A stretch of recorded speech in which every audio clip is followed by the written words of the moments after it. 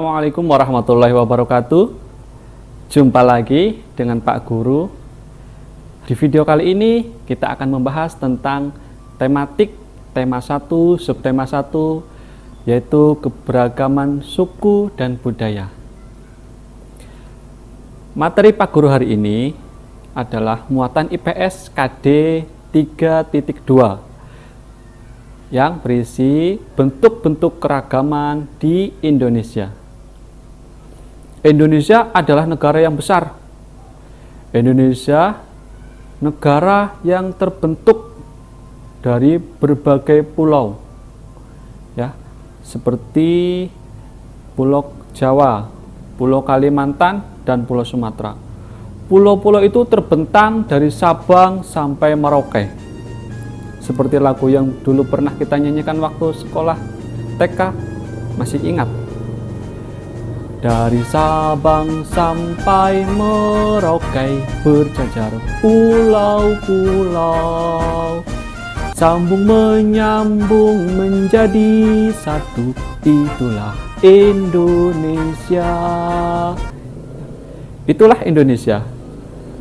Indonesia adalah negara yang besar dan terdiri dari berbagai macam pulau. Dalam setiap pulau, Indonesia memiliki keberagaman suku dan budaya.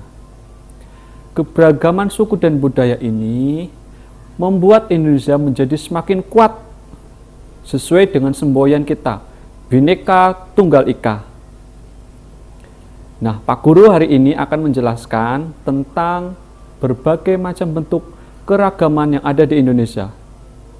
Keragaman yang pertama adalah keragaman suku dan bangsa.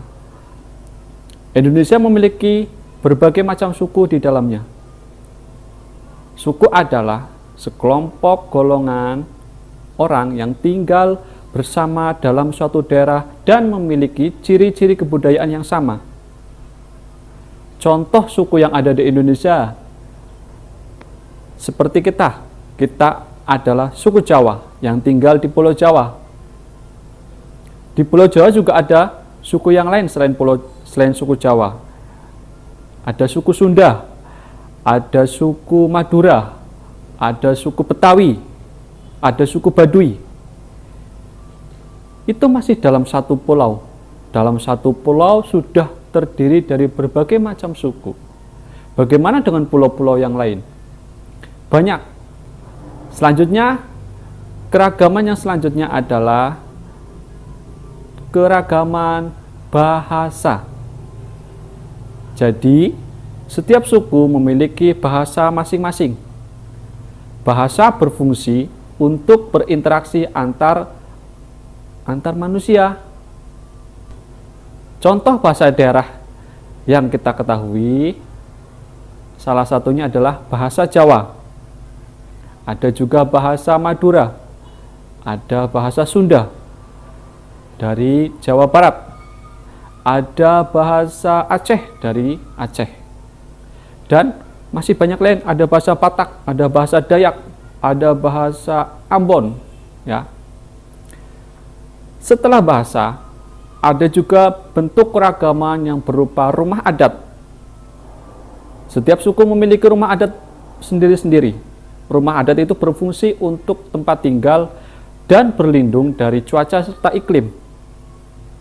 Orang yang tinggal di daerah dataran tinggi, ya, dengan orang yang tinggal di daerah dataran rendah, serta orang yang tinggal di daerah pesisir, dan orang yang tinggal di daerah dekat dengan Katulistiwa, memiliki rumah adat yang berbeda-beda.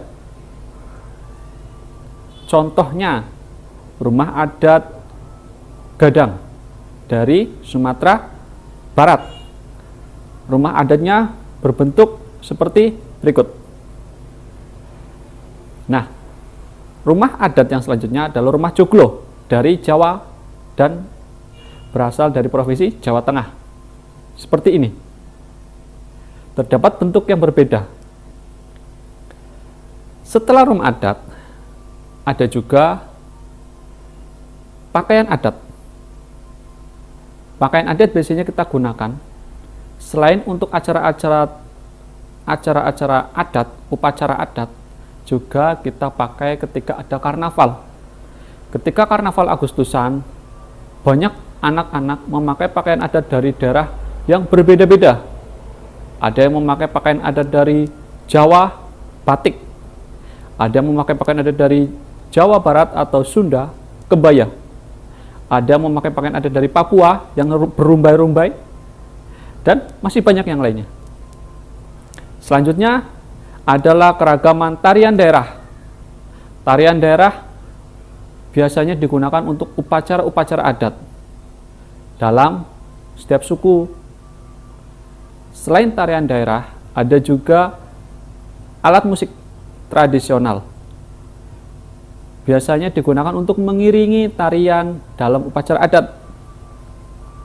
Contoh alat musik dari Sunda adalah angklung, suruling.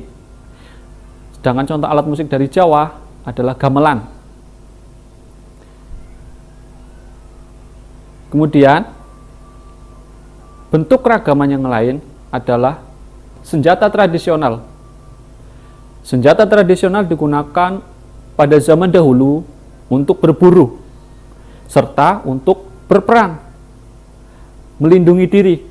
Karena zaman dulu kita dijajah oleh orang-orang Belanda, VOC, ya. Zaman dulu kita masih dijajah. Kita menggunakan senjata tradisional untuk berperang. Juga terkadang kita gunakan senjata tradisional itu untuk berburu, mencari makan. Senjata tradisional dari Jawa yang terkenal adalah senjata keris. Kemudian ada senjata tradisional dari Jawa Barat. Perhatikan. Demikian materi Pak Guru hari ini. Apabila ada pertanyaan, bisa dilayangkan melalui WA Group atau bisa komentar di bawah. Pak Guru akhiri pembelajaran hari ini. Sekian, wassalamualaikum warahmatullahi wabarakatuh.